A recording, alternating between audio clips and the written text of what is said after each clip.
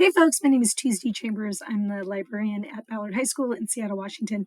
One of the things we love to do in our library to create joy is we use wordplay. So one of the easiest ways to do that is to make bookmarks. We cover our paperbacks with Demco, this thick plastic, and it leaves these extra plastic pieces. And we just ask kids to make puns or funny bookmarks, and then we cover them in the plastic. We hand them out to all our classes. Kids fight over them. It's really fun. We also use those same supplies to clubs all over the school and ask them to make bookmarks, and we advertise for different clubs. We also do something called found poetry.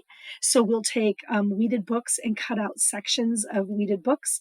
And then we'll place them all over tables with sort of art supplies and ask students to make sort of found poetry or creative sort of collages with weeded book materials as a way to use wordplay in a hands-on, creative, crafty way. We also just slap down uh, butcher paper and we ask questions on the butcher paper. We ask things like, what do you love about the library? Or what are some things you're planning to do over the summer? Or just any sort of burning questions we have. And then we place markers out and sort of color pencils. We ask students to draw and make art. During the spooky seasons, we slap down black butcher paper, and then we put down 2-sentence scary stories and put out a bunch of white chalk.